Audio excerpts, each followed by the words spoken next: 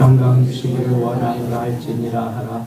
그들은 이같이 내 이름으로 이스라엘 자손에게 축복하여 내가 그들에게 복을 주리라. 아멘. 민수기 6장까지 읽었습니다. 민수기는 광야 39년에 생활을 기록해 놓은 책이라고 했습니다. 계수하고 인구 조사를 하는 그러한 일들이 민수기에 나오고요.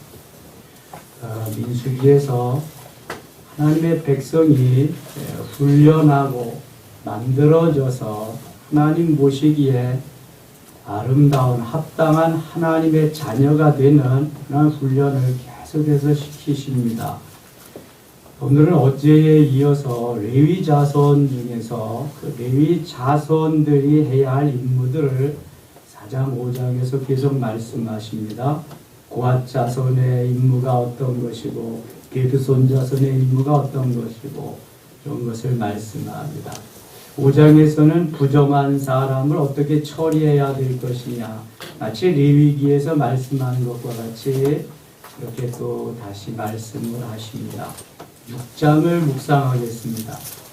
6장은 나시린의 법과 제사장의 축도가 나와 있는데요. 6장 1절 보겠습니다.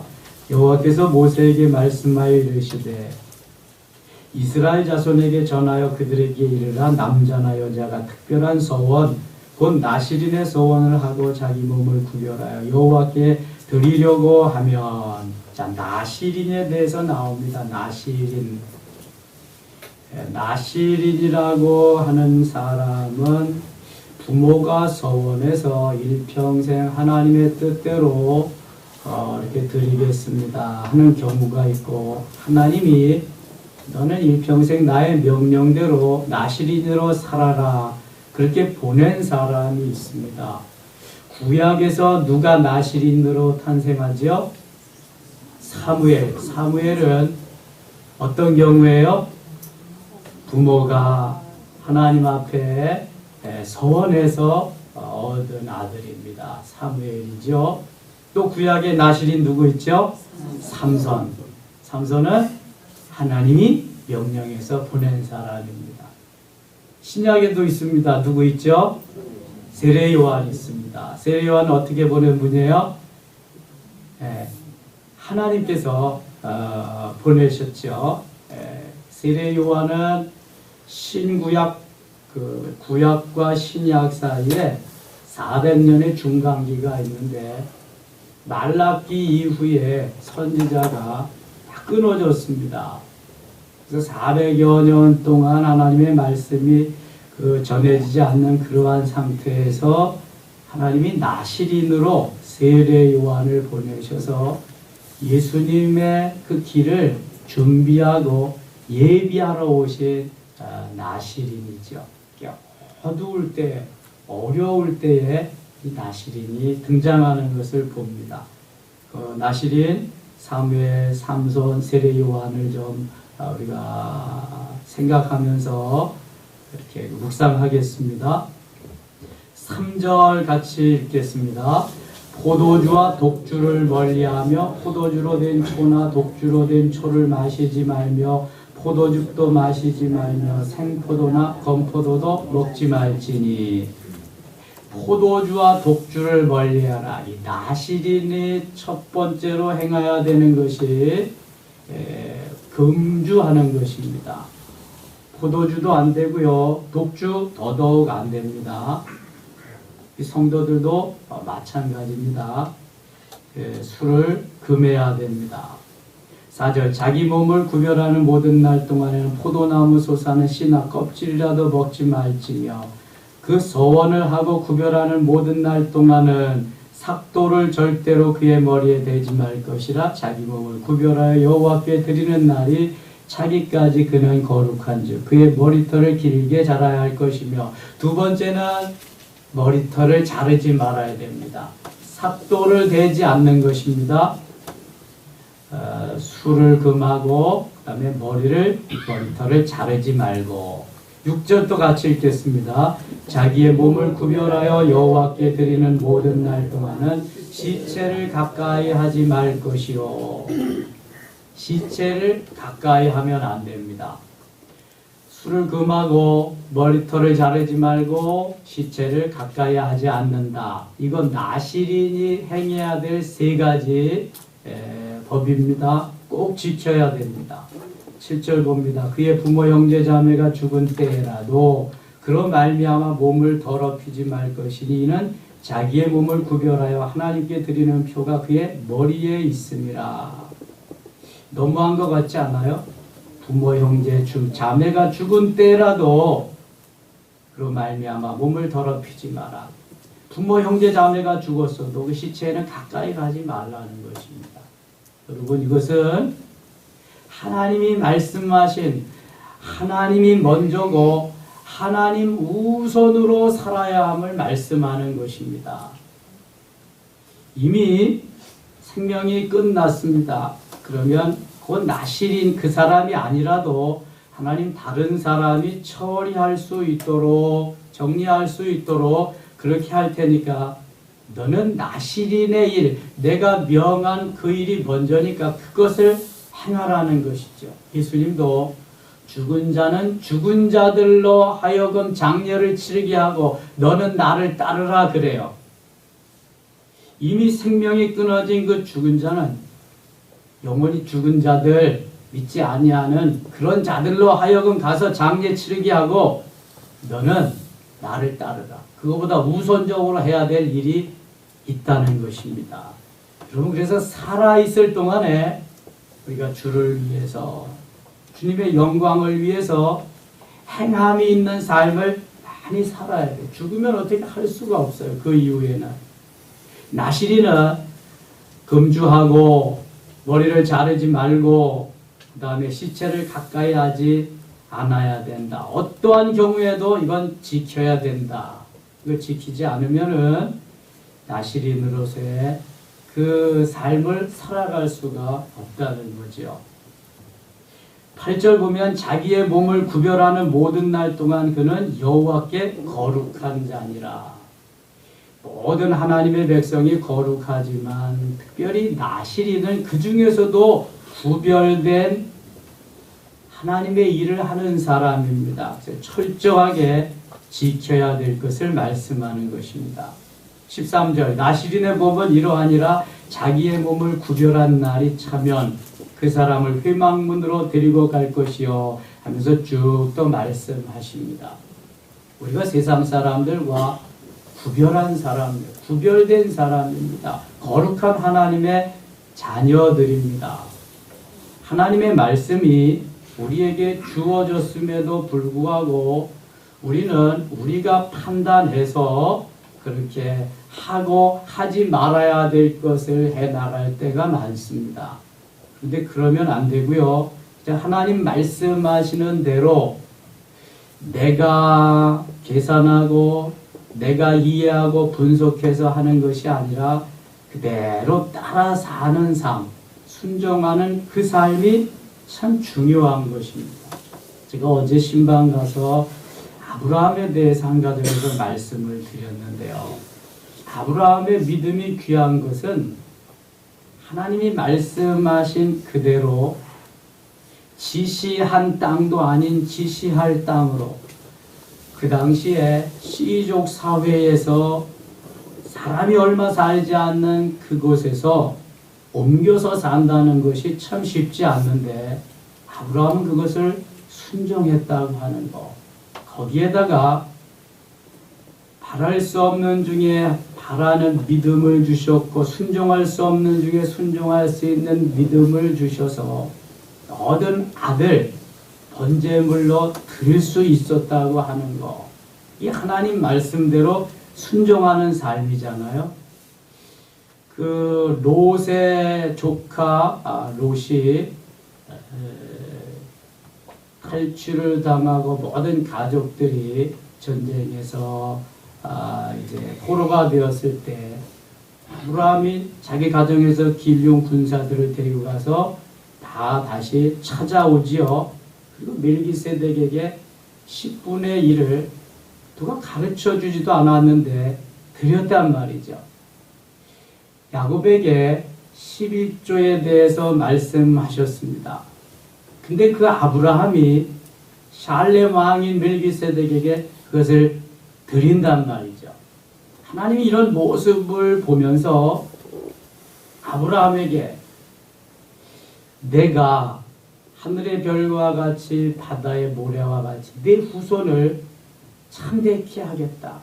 내 후손 중에서 왕이 끊어지지 않게 할 것이다.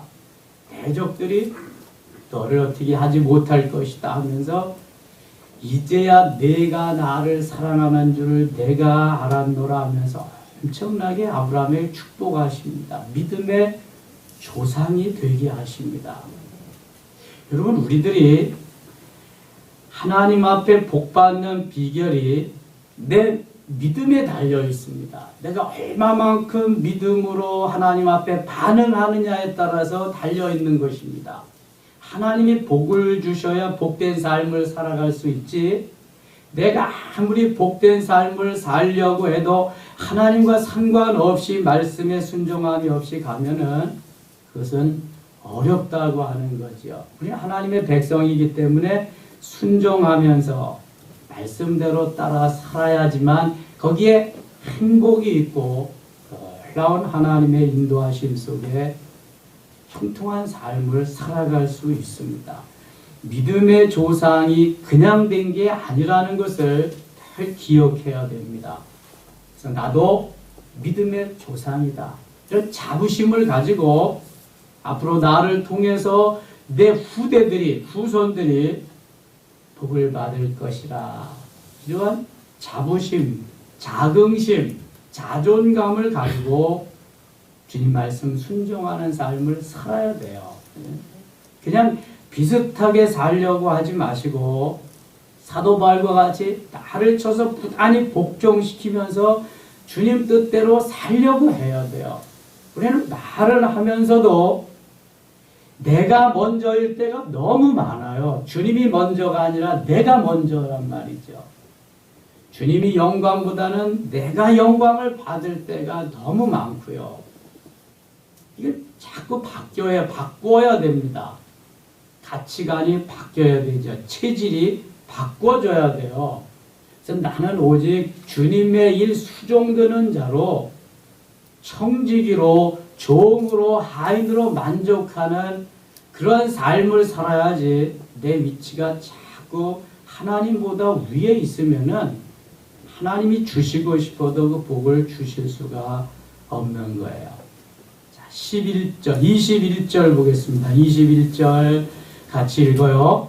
이는 곧 서원한 나실인이 자기의 몸을 구별한 일로 말미암아 여호와께 헌물을 드림과 행할 법이며 이 외에도 힘이 미치는 대로 하려니와 그가 서원한 대로 자기의 몸을 구별하는 법을 따라 할 것이니라. 아멘. 힘이 미치는 대로 최선을 다해서 그렇게 살아야 된다는 거예요. 나실인이라도 사람이기 때문에 그거 범할 수가 있거든요. 실제로 범한 사람이 있죠. 누구예요? 삼손이. 그럼 힘을 못 쓰는 거예요. 그 대가를 또 치루어야 되는 거예요. 우리들도 그래서 최선을 다해서 힘을 다해서 말씀의 법을 따라서 살려고 정말 애써야 돼요. 사도 바울이 내 몸을 쳐서 복종시킨다고 하는 말은 내 육신이 그렇게 원하지만 성령의 인도하심 따라 하나님의 법을 따라서 나를 쳐서 복종시키는, 그러니까 계속 나 자신과 싸워야 한다는 것입니다. 그렇지 않으면 시시때때로 내가 나타나지 주님은 온데간데 없을 때가 많아요. 특별히 조심해야 될 것은 내가 열받을 경우에, 내가 뚜껑이 열릴 경우에는 주님 온데간데 없습니다. 저는 목사지만 그런 걸 다 경험했습니다. 목사고 뭐고 소용없어요. 그때는요. 이때가 문제거든요. 특별히 가까운 사람하고 그렇습니다. 그러니까 그때는 어떻게 해야 될 것이냐. 정말 그때는 주님 안 계시는 건가요? 주님 안 보실까요? 기가 막히죠. 통탄하는 건데요. 그거 끝나고 뭐 아무리 회개하고 그래도 그 뭐 다시 돌아올 수 있나요? 그래서 바울과 같이 늘 쳐서 복종시키는 그 삶이 몸에 배지 않으면은요, 참 주님의 마음을 아프게 할 때가 많은 거죠. 22절 가겠습니다. 여호와께서 모세에게 말씀하여 이르시되 아론과 그의 아들들에게 말하여 이르기를 너희는 이스라엘 자손을 위하여 이렇게 축복하여 이르되 24절부터 26절까지는요 제사장의 축복이 나옵니다. 아론의 축복이죠. 이것은 신약시대에 사도 바울이 고린도후서 13장 13절에서 말씀하신 그러한 축도와 비슷한 것입니다. 그러니까 구약에는 제사장의 축도가 있고요. 신약에는 사도의 축도가 있는데요. 24절부터 26절까지 같이 한번 읽어요. 여호와는 네게 복을 주시고 너를 지키시기를 원하며 여호와는 그의 얼굴로 네게 비치사 은혜 베푸시기를 원하며 여호와는 그 얼굴을 네게로 향하여 드사 평강 주시기를 원하노라 할지니라 하라. 아멘. 이 제사장의 축도는 주로 유럽 쪽에서 많이 행해지고요. 바울의 축도는 미주 지역에서 많이 행해지는데 우리나라는 미주 지역, 미국 그 선교사들이 들어와서 선교를 했기 때문에 미국 영향을 많이 받습니다. 그래서 고린도후서 13장 13절의 축도를 주로 하죠. 주 예수 그리스도의 은혜와 하나님의 사랑과 성령의 교제하심이 교통하심이 너희 무리에게 있을지니라 하는 그러한 그 축도지요. 축도는 강복 선언이라고 합니다. 그러니까 축도할 때 축원하옵나이다 이것은 안 맞는다는 거예요. 선언적인 의미가 있기 때문에 있을지어다 계실지어다 이렇게 해야 된다는 거예요. 저희 교회 통합 측입니다. 우리 교단 통합 측이 참 좋은 점이 많은데요. 장로님들이 참 거셉니다. 장로님들 파워가 엄청납니다. 그래서요, 한 20여 년 전에 이것을 성경적이 아닌데도 어떻게 개정을 했냐 하면은 있을지어다, 젊은 목사가 있을지어다 하면 연로하신 장로님들이 특히 거북하잖아요. 그 제사장을 인정해야 되는데 그래서 총회에서 개정했습니다. 축원하옵나이다. 그런데 저희들은요 학교에서 그렇게 안 배웠습니다. 설교학, 예배학 담당 교수님이 그건 성경적이 아니다. 그렇게 하면 안 된다. 제군들은 가서 반드시 함께 계실지어다, 있을지어다 해라. 성경적이 아닌 건 안 된다. 축원하옵나이다는 기도하는 거고요. 하나님 앞에 비는 거잖아요. 있을지어다 계실지어다는 선언하는 거예요. 제사장의 그러한 권한을 위임받아서 제사장 격의 목사가 복을 선언하는 거예요. 여러분 목사만이 할 수 있는 이 딱 두 가지 있습니다. 성례전 집행하는 거 하고요. 축도하는 거 딱 두 가지. 목사가 아니면 이건 못합니다. 그러니까 신학을 공부한 사람들이 단에서 말씀 전할 수 있어요. 다른 거 다 할 수 있는데요. 성례전 집행하고 이번 주에 우리 교회 성례식 합니다. 그 다음에 축도는 꼭 기름 부어 세워진 목사만 할 수 있습니다. 이게 엄청난 겁니다. 이 축복거리. 요새 사람이 마음대로 뜯어 고칠 수 있는 게 아니란 말이죠. 저는 그래서 있을지어다는 안 하지만 항상 함께 계실지어다 합니다. 선언이니까. 그렇다면 우리 성도들이 이제 예배합니다. 예배는 주님 앞에 드려지는 처음 임예성부터 끝에 축도가 끝나고 후주까지 폐회성까지 딱 마친 이게 예배입니다. 다른 건 생각하지 마시고 주일 예배는 온전히 드려야 됩니다. 여러분 주일날 너무 바쁘면 안 돼요. 주일 예배는 온전히 드려야 돼요. 시작할 때부터 끝날 때까지. 그런데 너무 엉터리 교인이 많아요. 시작할 때 들어와서 축도도 안 끝난 다음에 가는 사람들, 이거 잘못된 겁니다. 여러분, 제사를 그렇게 드리는 사람 봤어요? 몇 시간 전부터 준비해가지고 그렇게 드리는데, 우상을 섬기는 사람들도 그렇게 드리는데요. 우리는 헐레벌떡 와가지고 대충, 여러분 죄송해요, 때우는 식으로 예배를 그렇게 드리는 사람들이 너무 많아요. 매너가 아주 안 돼 있어요. 예의 범절이 살아계신 하나님 앞에 드리는 게 너무 안 돼 있는 거예요. 이거 내가 하나님이라도 복을 줘야 될지 말아야 될지. 그렇죠. 여러분, 아브라함은 번제 드리기 위해서 사흘길을 가서 준비했어요. 그리고 잡아드립니다. 뭐가 바쁜지 헐레벌떡 와서 예배 시작한 다음에 다 앉아. 설교할 때 오는 사람들도 있어요. 우리 교회는 그런 사람 없고, 저 강 건너가면 그런 사람도 있어요. 여러분, 이건 안 됩니다. 록펠러가 어머니로부터 교육받은 철저한 교육이 그거예요. 너 예배 시간 40분 전에 맨 앞자리에 가서 앉아서 예배 드려라. 여러분, 왜 앞자리에 앉아서 예배 드려야 되냐면요, 뒷자리에 앉으면 아이, 누가 왔네, 누구는 안 왔네, 오늘도 지각하네, 오늘 안 오나 보네, 별 생각이 다 들어. 근데 앞에 앉으면은 목사님밖에 안 보여. 찬양대는 거. 뭐 신경 쓸 게 없어. 그냥 판단할 것도 없고. 이렇게 다 내려놓고 예배에만 집중하고 은혜 받으려면 앞자리를 앉으셔야 돼요. 앞자리. 앞자리는 금자리, 중간 자리는 은자리, 뒷자리는 동자리, 똥자리라 그러죠. 부흥사들이 앞자리에 앉으셔야 돼요. 명성교회 극형 큰 교회인데도요, 제가 전에 건물 건축할 때 그 피닉스 상가에서 예배 드릴 때 가봤거든요. 부교육자 시절에. 내가 80 몇 년도에. 그랬는데요, 명성교회 교인들은 그렇게 많은데도 서로 앞자리에 앉으려고 난리야, 난리. 부흥되는 교회는요, 다른 거예요, 여러분요.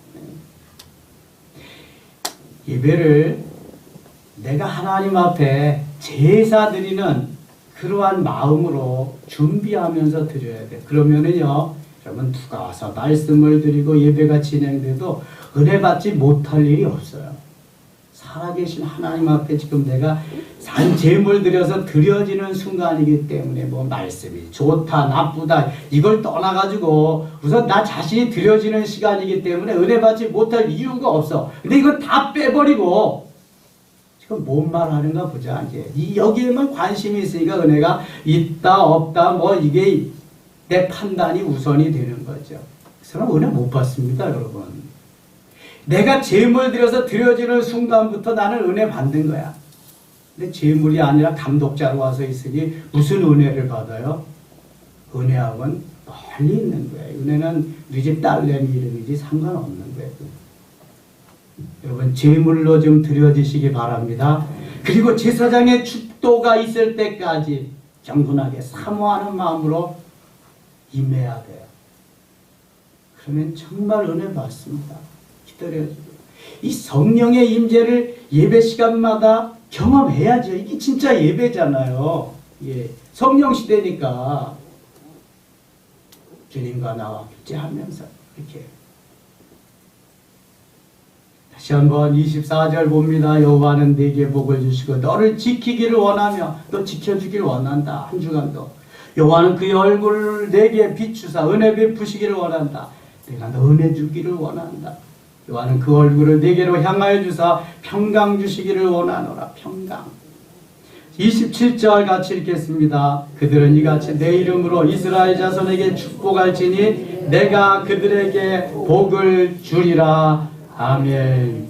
너 제사장은 축복해라. 그럼 내가 복을 주리라. 제사장이 복 주는 거 아니에요, 여러분.